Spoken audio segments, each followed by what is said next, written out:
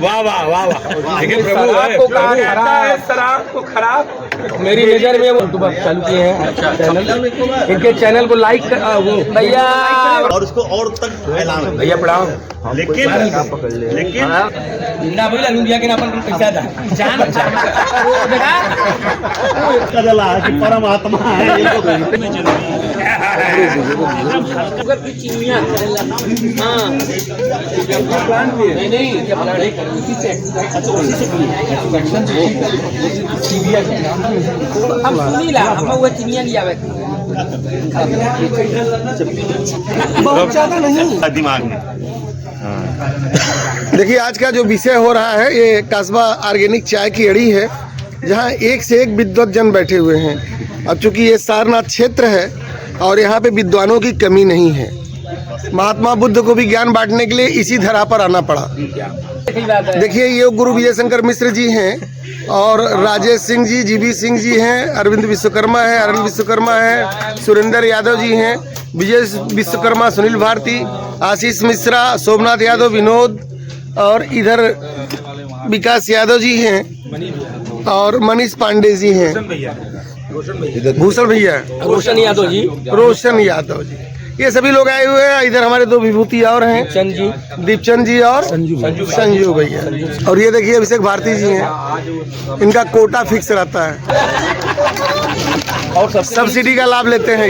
ये बड़े दुख के साथ सूचित करना पड़ा, अरविंद भैया मिड डे मील की व्यवस्था बंद कर दी है। अब स्वतः आत्मनिर्भर हो जाइए आप। सरकारी नौकरी नहीं मिलेगी उसकी बात नहीं, अड़ी है, परिचर्चाएं होती है और हास्य की भी बातें होती हैं। हास्य के साथ साथ देश के ऊपर जो मुद्दा है, गंभीर मुद्दा है, जो समस्याएं हैं, उस विषय पर भी हंसते हुए हम लोग बात करते हैं। तो आज का विषय चूंकि लोकसभा चुनाव भी आ गया है, इसके साथ साथ मुसलमानों का जो एक हिब्बा कानून क्या है लोगों को पता नहीं, इस विषय पर भी आज परिचर्चा होगी। तो आप लोग देखते रहिएगा, बने रहिए।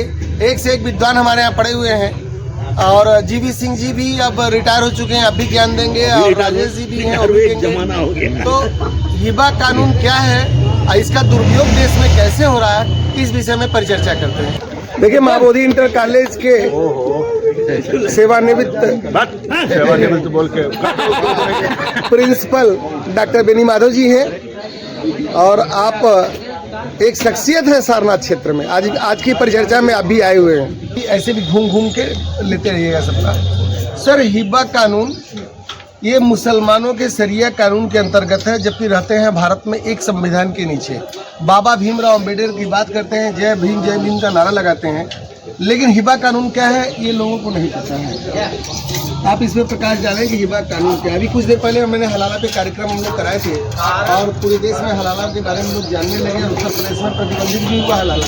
तो हिब्बा कानून क्या है इसके बारे में हम बताना चाहेंगे आप लोगों को। हमें तो लगता है कि इसकी तुम व्याख्या हिब्बा कानून की बंद कर दो। हाँ कैसे? प्रश्न यह उठता है कि जब आपने कहा कि एक देश है, एक संविधान है, एक तरह के लोग रहते हैं, मैं मानता हूँ कि अगर हिब्बा कानून या हिब्बा उनका जो है जिसके चलते पूरे भारतवर्ष का पोषण, मानसिक पोषण और उनकी उन्नति हो सकती हो तो उसी लागू कर दें। अदरवाइज विधि द्वारा मान्य, समाज द्वारा स्वीकृत कुछ मूल्य होते हैं, वह मूल्य जो कॉमन मूल्य होते हैं, उसके लिए जाति का बंधन नहीं, धर्म का बंधन नहीं, संप्रदाय का बंधन नहीं, हर किसी को मानना चाहिए, उसी में सबका कल्याण है। प्रश्न ये उठता है कि इसको धर्म से प्रभावित होकर कुछ कानून जो पहले से चले आ रहे हैं, आज के परिवेश में संभवतः आप उसको बदलने की बात करते हैं या अनुकूल नहीं है।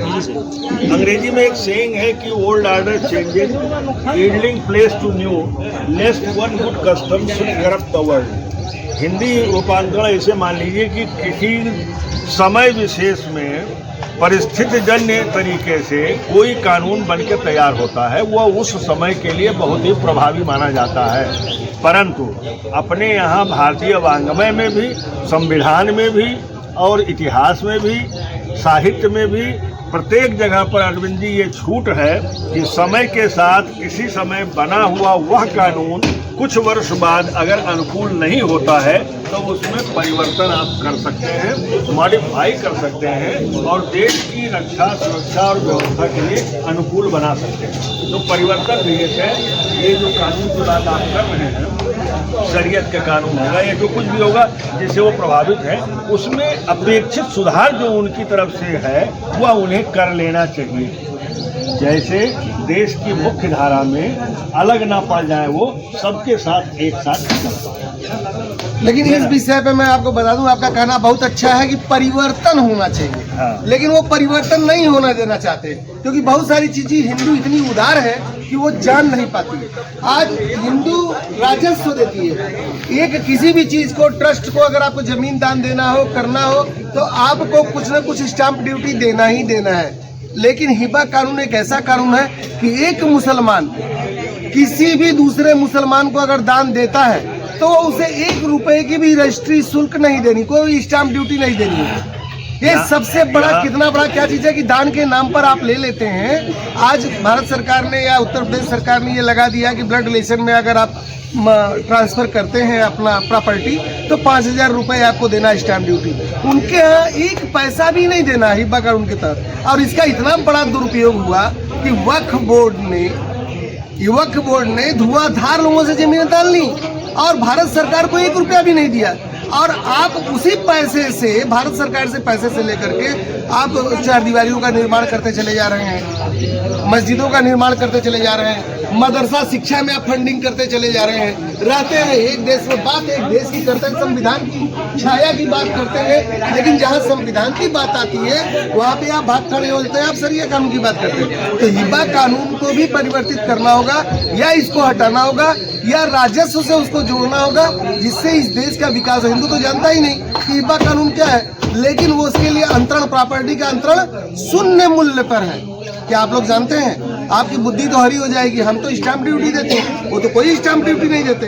उनका तो एक कागज पे ट्रांसफर हो जाता है। अभी हल्द्वानी कोई उत्तर की अपेक्षा करते हैं मुझसे आप इस पर? आपकी बिल्कुल, मैं बता रहा हूँ सर। तो इस पर दरअसल ये बिल्कुल ठीक है, आप तेजस्वी व्यक्ति हैं, समीक्षा की दृष्टि भी है आपके पास।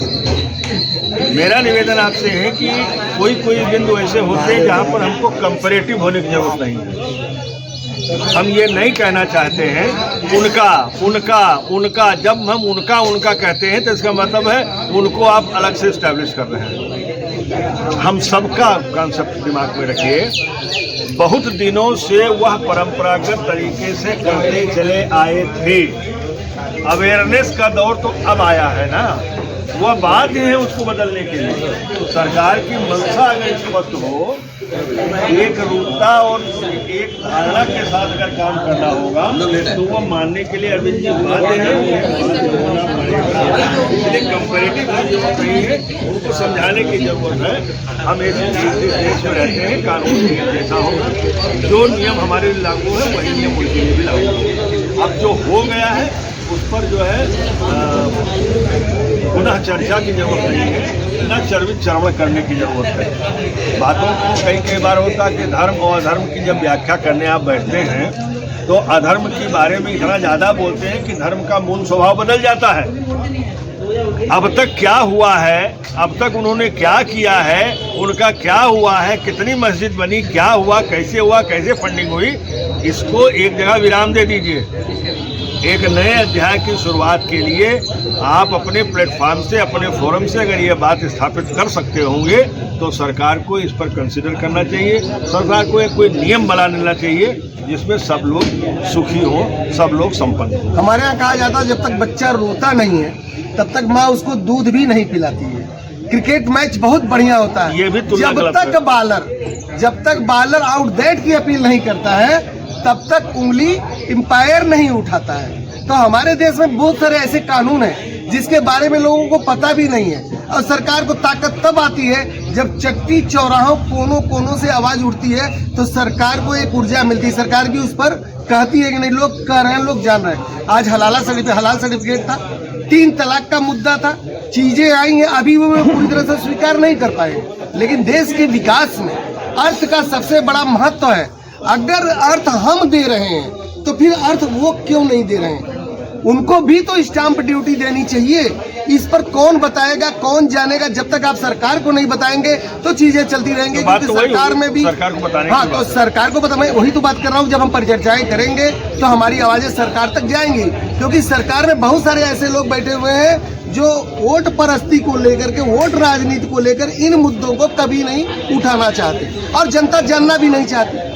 जनता को पता नहीं अपने काम धाम से। तो कुछ तो ऐसे बुद्धिजीवी हैं जो इन प्रकरण को उठाएं और देश की जनता जान पाए कि ये भी चीजें होती आ रही हैं। तो यही एक विषय, एक परिचर्चा है। सोमनाथ जी भी बताएंगे इस पर। हमें तो डर लग रहा है कि जिस तरीके से लोग 4-4, 2-2, 3-3 बीवी रखने के लिए धर्म बदल लेते थे, अब आगे चल के जब ये जानकारी होगी हिब्बा कानून के तहत टैक्स नहीं देना पड़ेगा तो धर्म बदल के रजिस्ट्री न कराने ये पहले से है। आप कि अब हम मुसलमान हो गए, हम हिब्बा से जमीन ट्रांसफर कराएंगे। बस हिब्बा से उनका तो ट्रांसफर इस होता ही तरीके है। से तो कन्वर्जन भी बड़ी तेजी से बढ़ेगा। हाँ, तो आप इधर पूछ लीजिए, आप लोगों से पूछ लीजिए कि भैया हिब्बा कानून जो है वो अगर जानकारी हो जाएगी तो लोग लब्ध कहेंगे ये समय इतना टैक्स देवे क्या हो, 10 लाख का स्टाम्प ड्यूटी देगो, हम मुसलमान बन गए। उसके बाद फिर हिंदू हो जाइए, बाद में करवट यहाँ फिर से अपन वापसी करिए। अब पहले तो टैक्स बच गया, उसके बाद वापसी करिए।